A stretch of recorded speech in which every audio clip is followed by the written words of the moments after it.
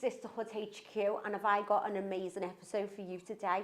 So Valentine's Day is upon us yet again, and some of us are feeling a bit lonely. But don't worry, we've got Alex with us today. He is a dating expert and a dating coach. He owns an agency that does all the matchmaking for us. Alex, welcome to the show. Welcome, thank you very much. Thank you so much. Yeah. Now, I know this must be your busiest time of year. It is pretty crazy, yeah. Do you love Valentine's? Do you know what I don't like the stress it puts on people. I think that's the key thing. Yeah. Especially as you deal with single people, even with couples, sometimes it's that expectation of Valentine's. And I don't think it should be. You know, relationships should be comfortable, they should be relaxed. All year round? All year round, yeah. I mean, for me, you know, I've been married 25 years now, so Valentine's, I'm not a big celebrator of Valentine's. Do you know what? We don't in our house, No. If I want to buy flowers, I buy flowers. You just do it anyway. I don't get flowers, like, but you know, hey ho, no. Well, he needs to listen then. So yeah. Doesn't he just? Doesn't he just? I'll have you in my house. There we are. Tell me about how you got in to the dating world and matchmaking. How did it come about? It's an interesting, because I am one of the few guys in the industry. You know, there are men out there who own companies, but actually involved in matchmaking. And I've been doing it, again, 25 years. So it's a long, long time. But I literally worked at Granada. Okay. And then things happened there, and there were some redundancies, and I could have either moved somewhere else, but I'd set this company up with my wife, and she'd been doing it for a couple of years, and it was one of those moments where it's like, shall we just do this and go for it, and both of us do it together properly, full time, and that's what we decided. So we just went for it, and we haven't looked back since. Did you just look at singletons and think you'd need my help? It's not as much as that. Sometimes it's about having a place where, you know, there are people out there who work really, really hard. I think a lot of our clients are time sensitive. I think they're time poor. That's the key thing for them. So they've worked really, really hard. We get them in all age groups, from 20s, 30s, 40s, 50s, 60s, 70s. So you've got different stages of life. And you need change. So we looked at people who are working really, really hard. When you work that hard, then you turn around and go, how do I meet somebody like me?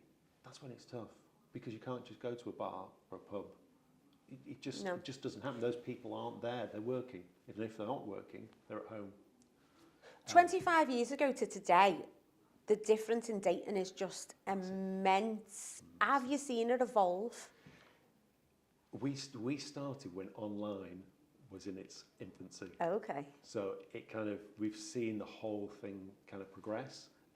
From a business, that was quite interesting, because you didn't have social media. No. So podcasts, blogs, none of that. So it was literally Yellow Pages, Thompson Local, you know, and we used to get copies of these, so we would have a stack that high, and you'd plan it 6 months to a year in advance, and it was a lot of money. It was a lot of money to do. Thompson Local, you've got newspapers, and that's how you used to advertise. And of course, if I was sitting here, somebody now, 25 years ago, they'd be going, a matchmaker? What's one of those? Or, it's like saying I was a taxman or something. Yeah, what do I need one of them for? Normally you get somebody going, I'm married, you go, that's lovely. Yes, I don't need to know, that's absolutely fine. But it's changed. I think people's thought process about dating has changed as well. So you look at what we have now, you have apps, you have online sites, so people are doing a lot of that, whereas they would be a lot quieter, they wouldn't mention it as much. So it went under the radar a lot of the times. What do you think about dating apps, Tinder? Interesting, I was going to watch Tinder Swindler Yeah, last night. I didn't get to do it, but they have their place. I always say to people, and I got friends as well who ask me, and I always say, what you have to do is you have to work out, what do you want? What is your end goal? That's what you have to do, in the sense of, there are some people who just want to date. And that's absolutely fine. You know, maybe they've come out of a relationship, it's quite a long relationship, so they don't want any ties, they just want to go out and meet. There are some people who are naturally just want to date. What you're finding now as well, people who use the apps and sites have changed. I always say it's not the app, it's the user. So what you have to remember is, nowadays, there are people who like to date, as I said. So there are some people who will meet somebody, they like the gratification, the affirmations that they get of somebody swiping, saying I like you, communicating. When you try to go to a date, that's when they disappear. Yeah. There are some people who are addicted to dating, because what you have to remember, when you meet somebody, when you fall in love with or you are attracted to somebody, you have a chemical release, that dopamine release, and you get that buzz, that kind of butterflies, and they say, oh, that's nice, that euphoria of the whole thing. And what happens is, once you've got to know somebody, that starts to dissipate. And then that person will go, oh, I want that fix again. I want that buzz, I want that feel. So they'll leave that person and they'll go back onto the app and they'll start looking again because they want that fix. So Do you find that a lot, that people are addicted to dating? It's getting more and more. I spoke to a guy who'd been dating about 2 years plus, and he is dating a woman every week or two. Wow. And I was like, You must be good looking to get a woman every week. Well, if you put the right pictures on the right bio, yeah. But I said, could you stop? If you met the woman that you really liked, could you stop? And he really thought about it. He went, I don't know whether I could. Wow. Because he likes the fix of meeting somebody new and then moving on. So you've got that. You've got bots as well. So if you, again, documentary, Social Dilemma, talks about social media, the Instagram, Twitter, Facebook, how they work and manipulate your use of that. So there are now notifications that are set up that will try and draw you back into the app. So if you haven't used the application for a little bit, Yeah. they'll start communicating with you, or they might put an advert out.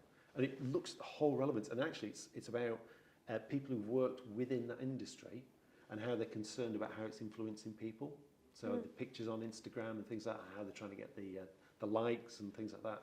So that also plays a part on the dating apps, because what they're trying to do is draw you back in to using the app. What have you found the percentages of people actually matching up on apps without a matchmaker? What is the reality of going on and actually meeting someone and falling in love and getting married? It can happen. It can happen. But is it small? Okay, I'll give you some stats. What you have to remember is who's put that information into the app. Yeah. So if you wanted to attract a particular kind of person, what you do is you put a profile in exactly like that. So for instance, there was a guy I spoke to who was a client, and he had been married for about 18 years. Obviously that kind of grew apart, met somebody on the apps. 18 months down the line, that fell apart, and it was only at that point that he found out that what she'd done, she told him to his face, that she'd created a profile to actually make sure that he liked her. He told her everything that he wanted to hear. And what happened is, at the 18-month mark, obviously things didn't start to tally. It took that long. She kept it up for 18 months. Wow. He says, I can't believe how stupid I was. There were signs there, and he just completely ignored it. And he just got to a point, and then he just revisited all the points that he'd looked at and went, hold on, da-da-dun, da-da-dun. And she went, yeah, I told you what you wanted to hear. Because it is dangerous, isn't it? It can, yeah, it can be. And it's about... It's a they're really good tools, you know, for people to go out and start meeting.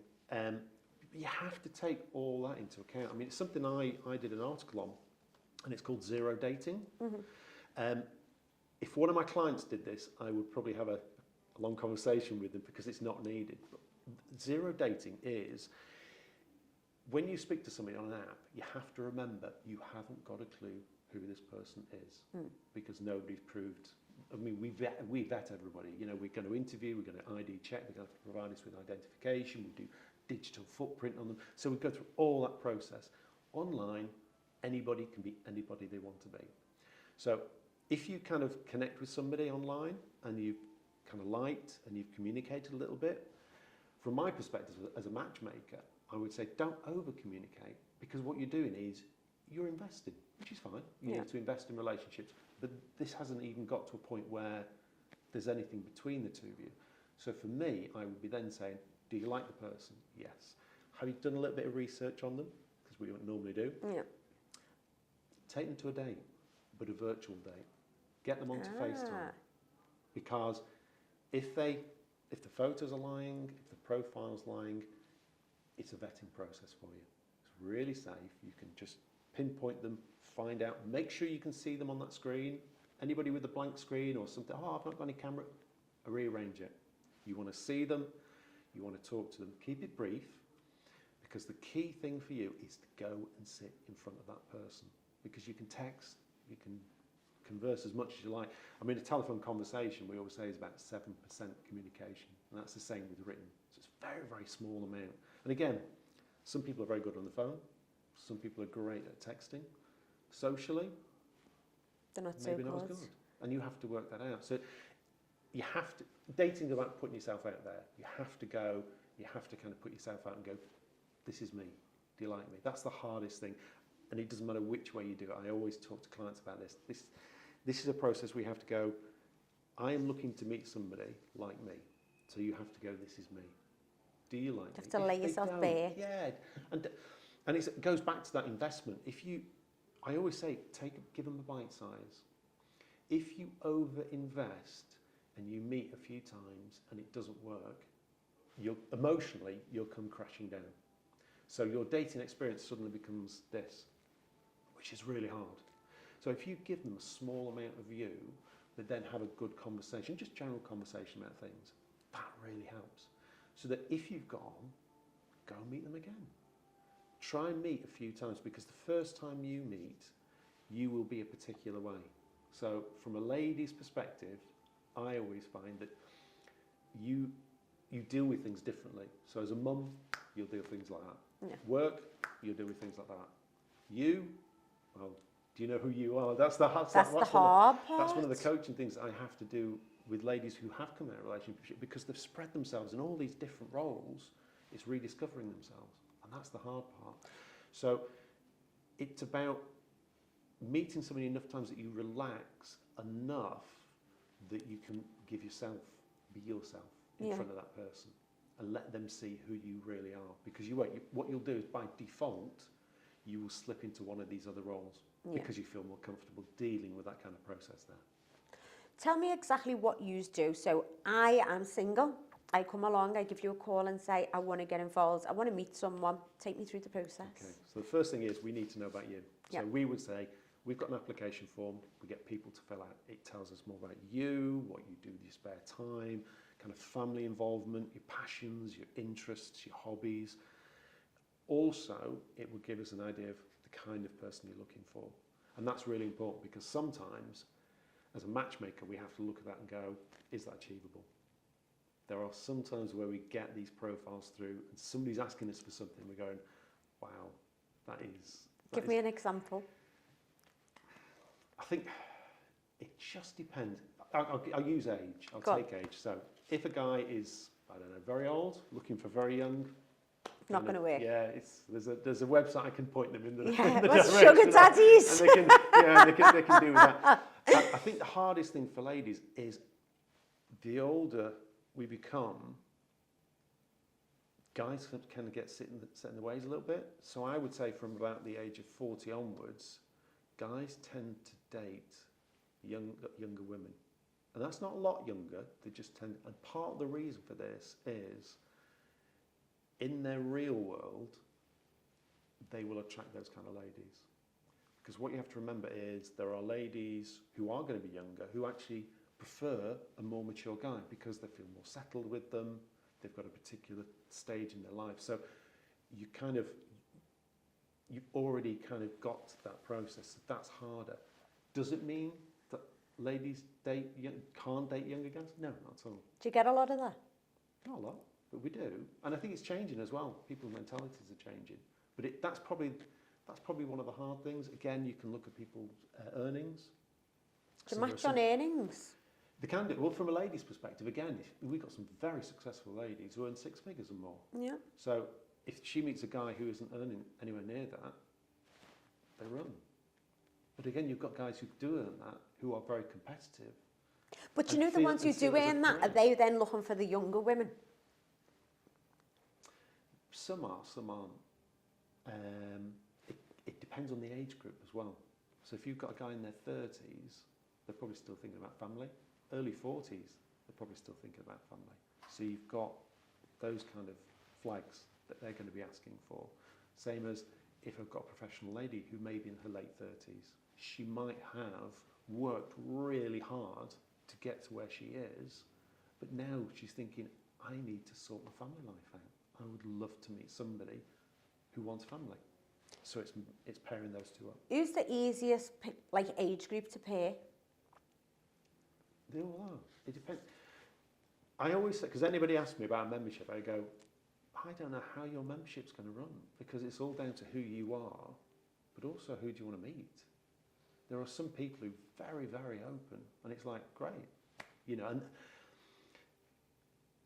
it's about, when you meet somebody, it's about how much do you invest in those meetings. So if somebody only meets once, and they meet for 10 minutes, or they go, I know, after 10 minutes I know, yes, I know you've got that instant kind of appearance, and you think, oh, I like that.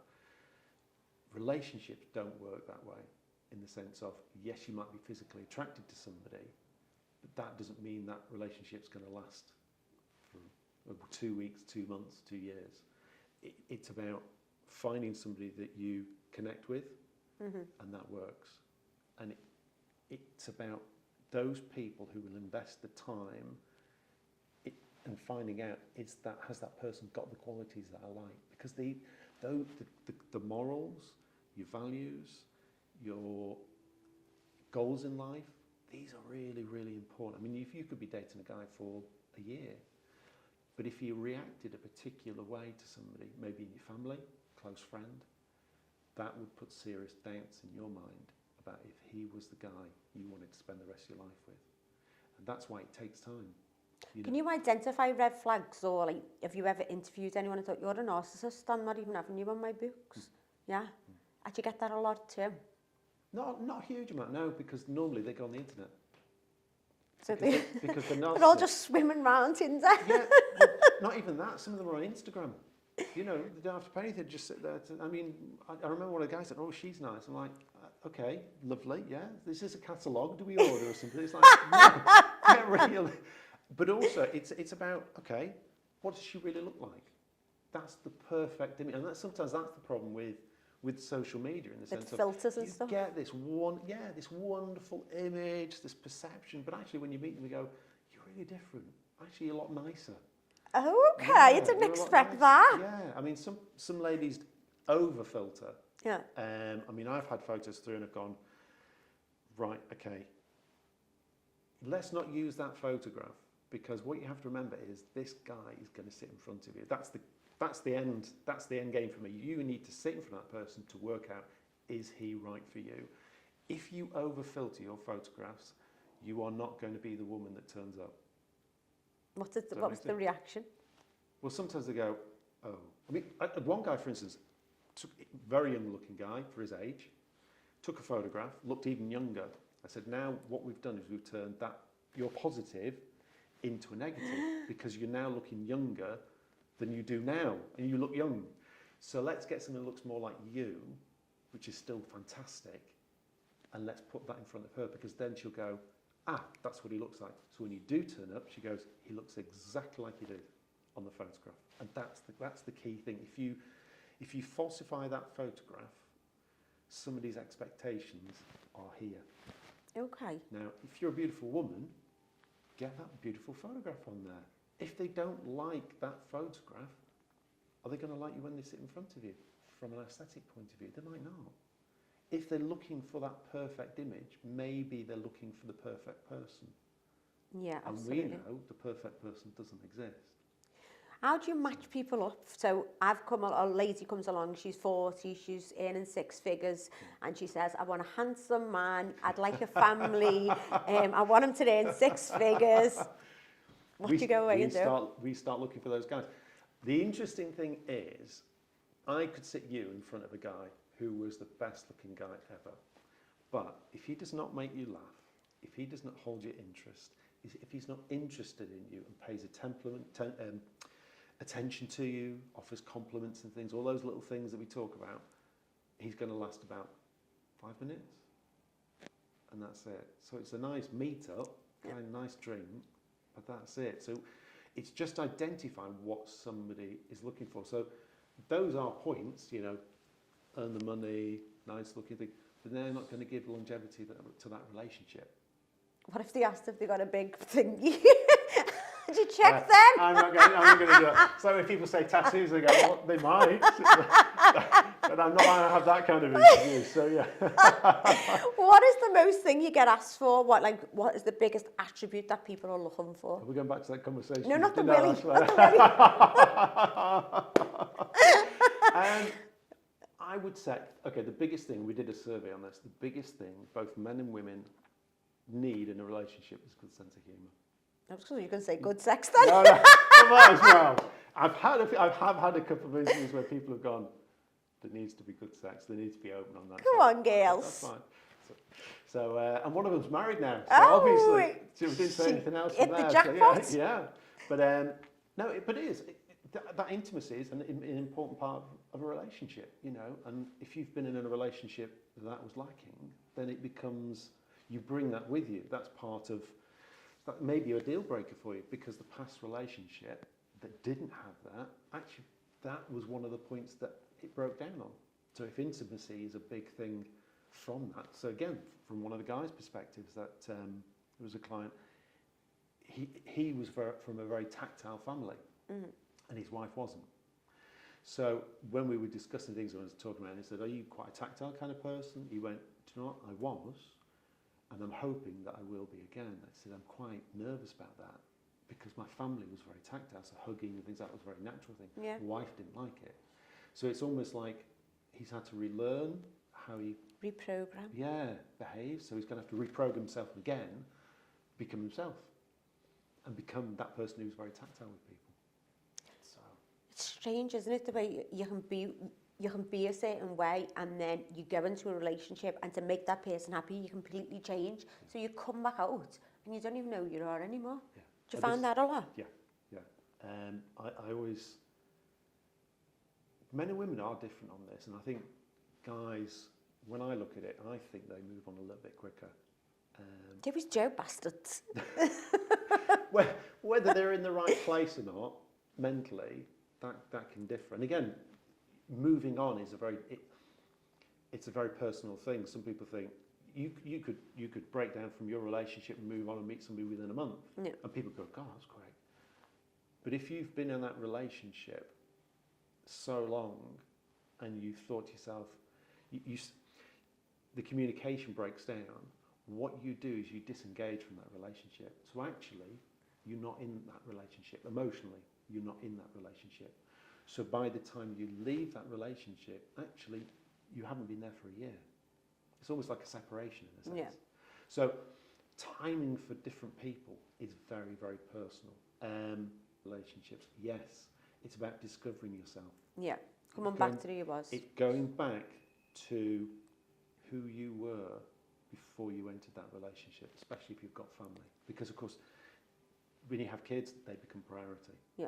You know, as a father, I know I'm at the bottom of the list. I'm underneath the guinea pig. Yeah. So, you know, I'm way down there. But that's fine. You know, that's how it should be. So men deal with that well, being put down the pecking order when you have kids. I think you have to. You have to kind of get that. But this is where, when we do the relationship coaching, I know I speak to clients. I was talking to somebody very, very successful in a job, and she's been married for 17 years, and we were having a chat about things.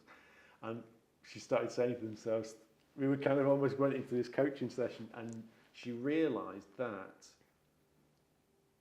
the quality time that she was having with her husband wasn't there, because everything else was being put in place. The business was, the family were, the kids, there were other things that were going on, I think parents as well. So I was reminding her that you need to just stop. You need to give each other that time, that moment where it's just the two of you. There's no distractions, phones away, and it's about you time. I think that's harder now, isn't it? Because I feel like mine and my husband's lives are just completely taken over with the kids. We are at activities, we're at kids' parties. When they go to bed, we go to bed because we're that shattered. Yeah. So with your relationship coaching, how do you offer, what do you tell people to do when they are disengaged? It's about giving yourself that time, but the thing with relationship coaching is you both have to invest.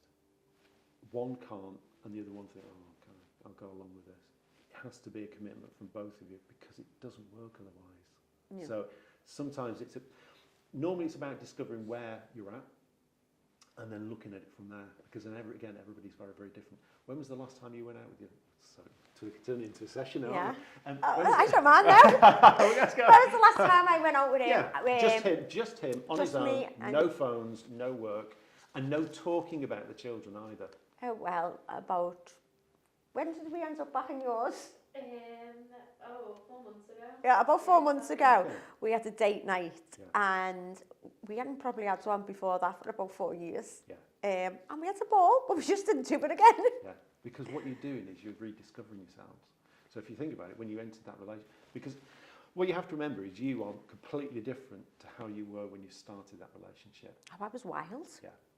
So you've evolved, you've changed, you've evolved, you've learnt stuff. And so even if, I don't know whether there's any You have your head. nothing happens, but if your circumstances change, Yeah. you would have to really reevaluate who you were in the sense of, what do I like now? What do I like now? Not the kids. Do you know what, Alex? I think, if me and him split up, I don't think I could be asked. Yeah. I'm at that point where it's just like, Yeah. oh, thanks. Yeah. And you get people who are at that point. Yeah, you do.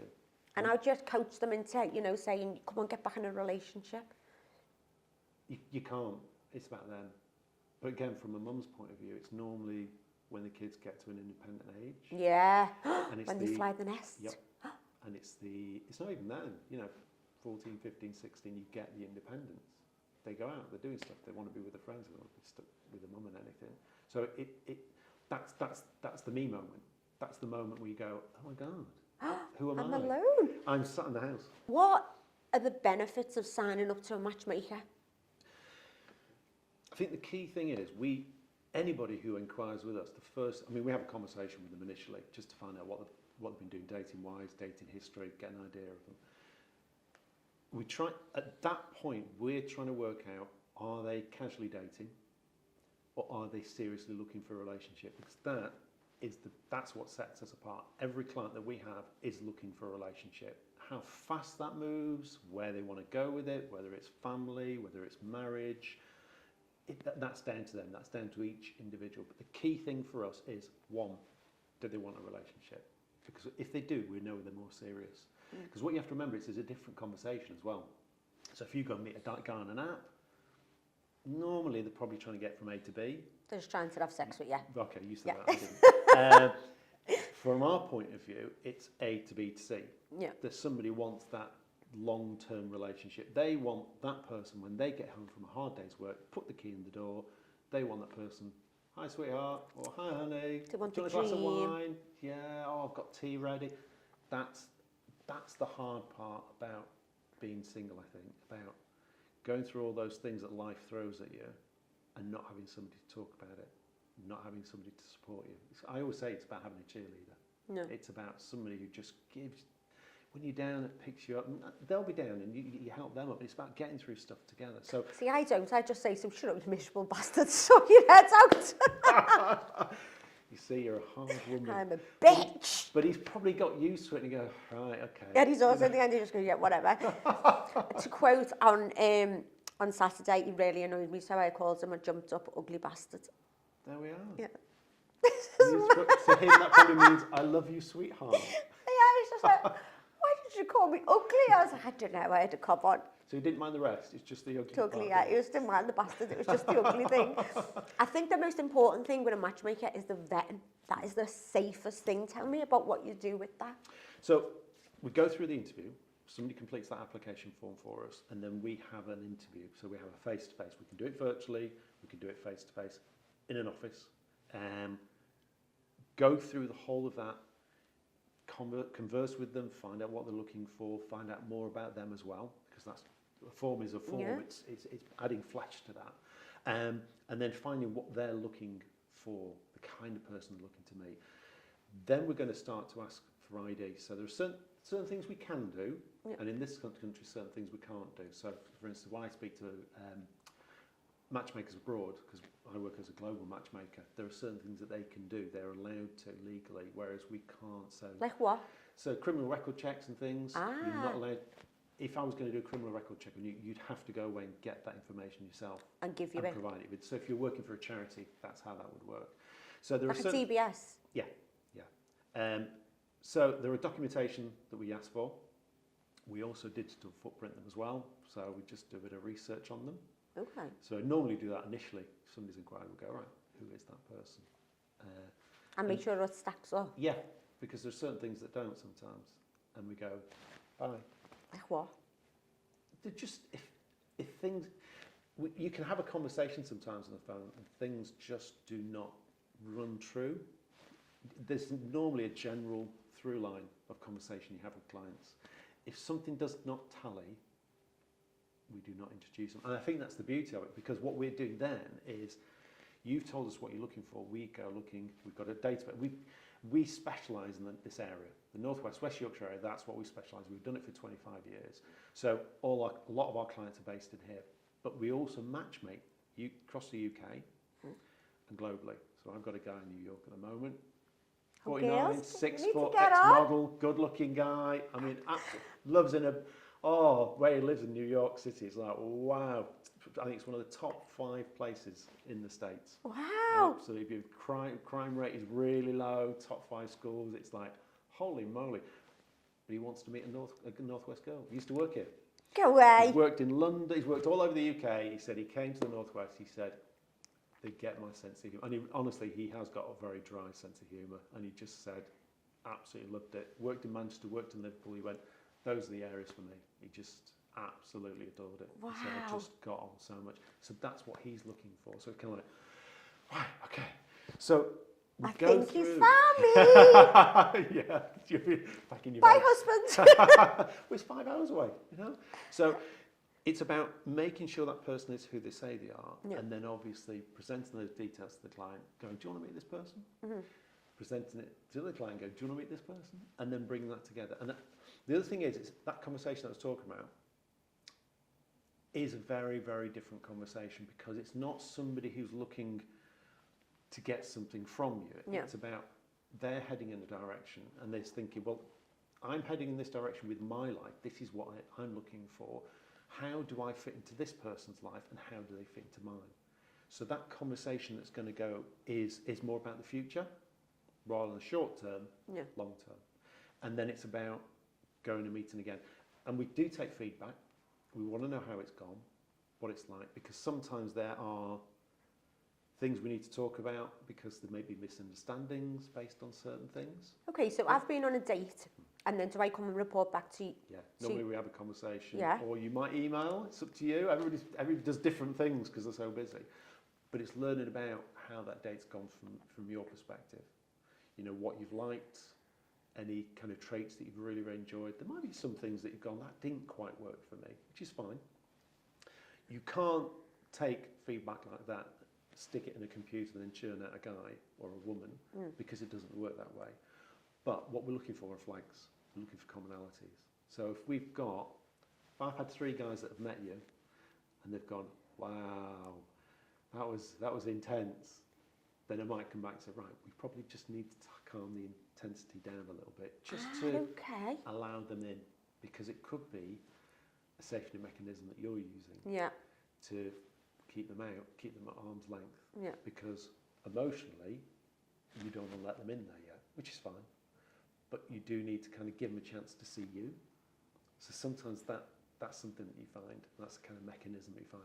So if you've got commonalities coming through, you know it's happening because it happened independently.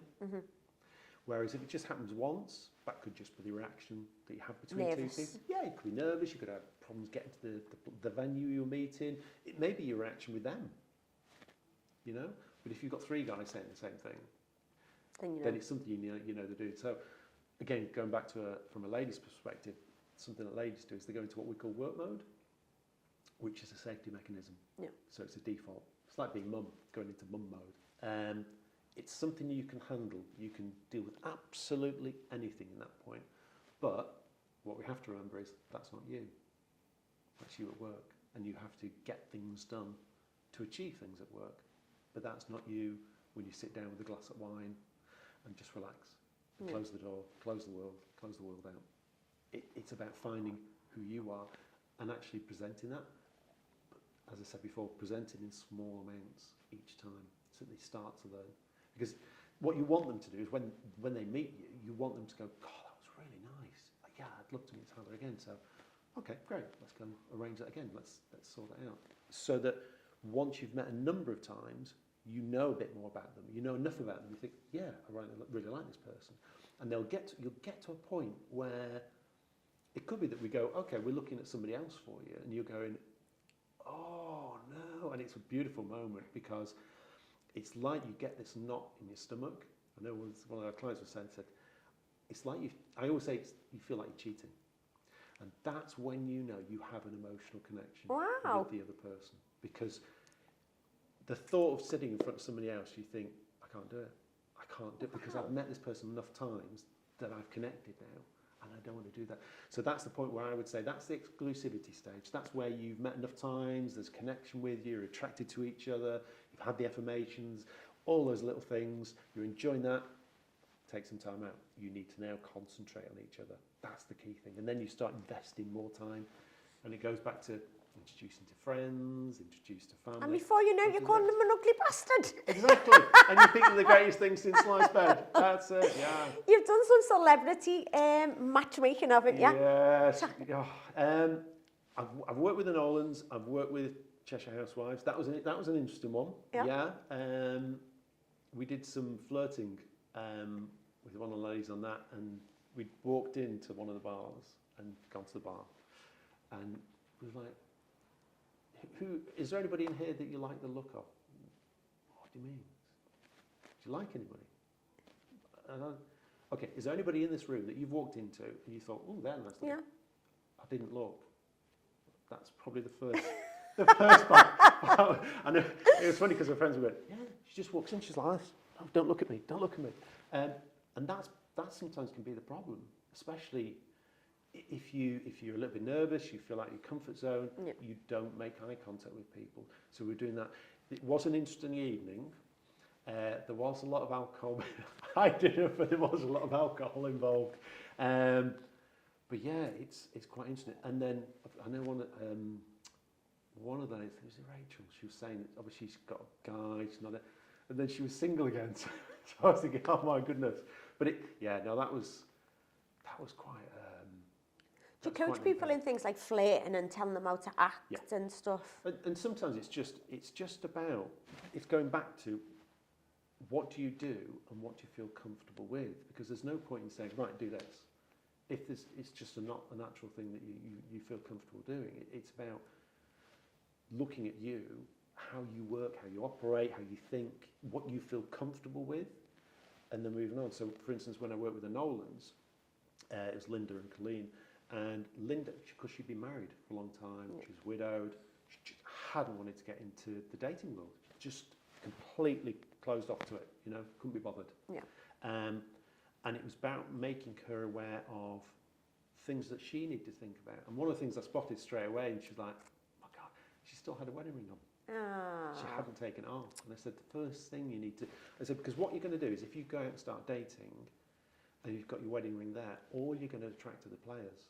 Yeah. Because they'll think, oh, she's married, I don't have to get too connected, and we can have a bit of a fling and then I'll move on or go back to whoever they're in a relationship. Go back to the one who's addicted to the dopamine. Yeah. So the first thing for her, and the biggest thing for her, was taking the wedding ring off. And I remember there'd been a big WhatsApp thing between the sisters, and they were going, oh my God, she's taking it off, she's taking it off. And I said, even if you need it on, just slip it onto the other finger, on the other hand. Yeah. So you're still there, it's his comfort blanket, he's still around, he's part of your life, he's never, ever, ever going to go away, because that's your history. But you also need to put you need to communicate that you're single. Yeah. So that the guys who are interested, who are serious, and the nice guys are going to approach you. Because the nice guys won't approach you if you've got a wedding ring, and you don't want to not attract them. Yeah. So it's looking at things like that, and we were talking about what's to wear, the kind of clothes to wear, because a lot of people go, I'm going to get dressed up, which is great. But they'll go out, buy an outfit, put it on, and the worst thing you can do is buy a brand new outfit because you feel uncomfortable. You're sitting there going, oh, God, you know. I always say, if you're going to buy something brand new, go out and wear it a few times first. Wear it in, make sure you feel comfortable with it. So when you come to dating, you feel good in what you've got. Because again, that's a confidence thing, something we talk about. It's about building your confidence. And if dressing up, you feel good. So if you feel good, you feel more confident. But you need to feel comfortable in what you're wearing. So if you wear something brand new, I promise you, you're going to feel uncomfortable. And it's about taking those little things away that are going to make you feel nervous. So that the whole process, it's going to be nervous anyway, but it's less nervous. Yeah. What is the 5 best dating tips that you could give? Oh, oh no. Talk about putting you on the spot. Be on time. Yeah. Phone off. I know if you're a mum and you've got kids, put it on vibrate. If you're doing it online, have it there, because sometimes I know people will use it because they get a call off the friend, which is a good one. Yeah. Hi, if the date's not going well, Yeah. got to go. So Yeah. An emergency, get out. It's a kind of safety blanket, I suppose, in the sense of you do have a get out. I mean, we go through a kind of plan with our clients of do this, do this, do this. After that, you decide what you want to do. But he knows this rule, you know that rule. So everybody's on the same level, you all feel comfortable. So no phones, if you can help it, or put them on silent, be on time. My biggest bane I have, negativity. Don't want to hear it. No, I don't care whether you've had a bad day, you don't like the service at the restaurant. If you bring negativity with you to that first date, that's the first impression that person has of you. Yeah. And it lasts all through the relationship you have. So if you bring too much negativity with you, it's going to go through the relationship. So don't care. Shouldn't be talked about. Leave it alone. If that person is worth meeting again, that will probably come into it a little bit more. But you don't take it on the first time you meet. Exes. Yes, people want to know about where you've come from, but they don't want the life history. Yeah. Again, guys are very literal. So sometimes they can talk too much about their exes. I think the other thing you have to remember is, from a lady's perspective, you have a network of girlfriends. And this comes back to how fast we get over things. So you will talk about it, you'll get it off your chest. You'll have a bottle of wine and get it off your chest a bit more with a group of girls. Yeah. Guys don't. They have no network. You have to remember this. The only network they do have is their past relationship. That's their best friend. They go and start having an emotional conversation with a group of guys, especially depending on the industry that they're in, they won't get it. They won't have that conversation. Get on with it, mate, kind of thing. So when a woman asks, oh, tell me, you might get that full kind of counselling moment. Yeah. And that's why, it's because they don't have that network of friends to talk about it. Okay. Make an effort. Make an effort. Creased t-shirts, jeans, they're dirty. No. Make an effort. Get a wash. Get a wash. Yeah, brush your teeth, do your hair. But I think what you have to remember is you are, again, making an impression. This is the first impression. If you look like you can't be bothered, you can't be bothered with the relationship. That's what you're telling the other person. So don't overdo it, because again, that goes too much. And what you might find is it intimidates the other person, because you're looking absolutely out there and fantastic. They're going, oh my God, I turned up in this. Oh, what do I do? So smart, casual. We need to make everybody feel relaxed. That's the key thing. So make an effort, not overdone, and definitely not underdone. Yeah. So ladies, if you are moving on from the fact that you just might want a fuckboy and you want a serious relationship, Alex, tell everyone how they can get in touch with you and your business. They can do a number of ways. We've got our website, selectservices.co.uk. Instagram, Select Personal Introductions. We've got Facebook, same name. Give us a call, email, have a chat. It's completely free to have that chat. We normally do a 15-minute discovery call just to find out, see if it's the right kind of thing for them. It might not be, but it's about having that chat, working out where they're up to, and taking it from there. And I think girls as well, I mean, all well and good that you can go on Tinder and stuff, but you don't know if the catfishes, you don't know who you're meeting, and it is a scary world out there. I mean, we've seen people go and meet people and they attack them or whatever. So I would definitely try out matchmaking. If you are serious and you do want a serious relationship, I think that is the best way that you could possibly go. And Alex is the guy for that. Alex, thank you so much for joining us at Sisterhood HQ, and I hope you find all my girls' husbands. There we are. That'll be my job. Thank you, love. Cheers.